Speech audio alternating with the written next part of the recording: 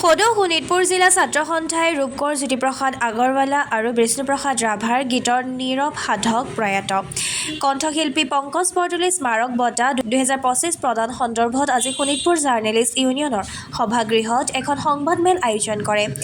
এই বছৰ এই বঁটা প্ৰদান কৰা হ'ব অসমৰ বিশিষ্ট গীতিকাৰ, সংগীত পৰিচালক আৰু কণ্ঠশিল্পী দিগন্ত ভাৰতীক।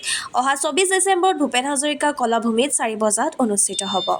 শোণিতপুৰ জিলা ছাত্ৰ সন্থাই প্ৰয়াত পংকজ বৰদলৈ নামত আমি স্মাৰক বঁটা দিয়াৰ চিন্তা চৰ্চা এই বছৰৰ পৰা কৰিছোঁ আৰু যিগৰাকী প্ৰয়াত ব্যক্তি আচলতে জাতীয়তাবাদী চিন্তাধাৰে জাতিক উদ্বুদ্ধ কৰিবৰ কাৰণে তেখেত জীয়াই থকাৰ অৱস্থা চিন্তা চৰ্চা কৰিছিল আৰু তেওঁ বিশেষকৈ আমি যদি চাবলৈ যাওঁ ৰূপকোঁৱৰ জ্যোতিপ্ৰসাদ আগৰৱালা কলাগুৰু বিষ্ণুপ্ৰসাদ ৰাভাৰ গীতসমূহৰ তেওঁ আচলতে নীৰৱ সাধক আছিল আৰু তেখেত যেতিয়া জীয়াই আছিল অসমৰ বিভিন্ন প্ৰান্তে প্ৰান্তে গাঁৱে ভূঞে উঠি অহা প্ৰজন্মৰ কণ কণ ছাত্ৰ ছাত্ৰীসকলে যাতে এই গীতসমূহ খুব শুদ্ধ ৰূপত গাব পাৰে পংকজ দাই সেই কথাবোৰেই চিন্তা চৰ্চা কৰিছিল আৰু আমি ছাত্ৰ সন্থা সদৌ শোণিতপুৰ জিলা ছাত্ৰ সন্থা সদৌ অসম ছাত্ৰ সন্থাৰ লগত আমি আলাপ আলোচনা কৰি তেখেতৰ নামত এই বঁটা আমি আগবঢ়াই নিয়াৰ চিন্তা চৰ্চা কৰিছোঁ আৰু জাতি যেতিয়া জটিল সন্দিক্ষণত পৰে তেতিয়াই পংকজ দাই সন্মুখৰ পৰা জাতীয়তাবাদীৰ যিসমূহ গীত গাই ৰাইজক উদ্বুদ্ধ কৰিছিল, আন্দোলনকাৰীক উদ্বুদ্ধ কৰিছিল। তেনে এগৰাকী ব্যক্তিৰ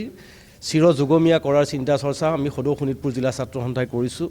নতুন প্ৰজন্মই পংকজ বৰদলৈ সম্পৰ্কে নিশ্চয় এই কথাবোৰ জানিব লাগিব আৰু সেইকাৰণেই তেখেতৰ উপজা দিন অহা 24 ডিচেম্বৰত তেজপুৰৰ কলাভূমিত আমি এইগৰাকী স্বনামধন্য ব্যক্তিৰ সোঁৱৰণত আমি জিলা ছাত্ৰ সন্থাই বঁটা প্ৰদান কৰিব বিচাৰিছোঁ আৰু এই বঁটা আমি দিগন্ত ভাৰতীলৈ পোনপ্ৰথমবাৰৰ বাবে আগবঢ়াব বিচাৰিছোঁ। অহা বছৰসমূহতো তেখেতৰ এই বঁটা প্ৰদান নিশ্চয় আহি থকা দিনতো জিলা ছাত্ৰ সন্থাই কৰি যাব।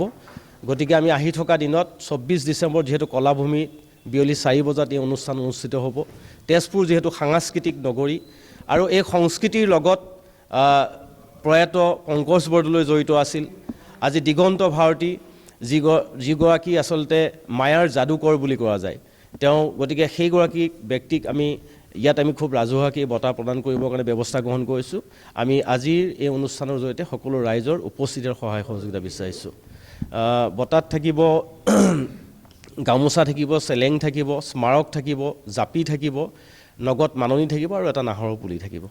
আমি সকলো ৰাইজৰ উপস্থিতি বিচাৰিছোঁ।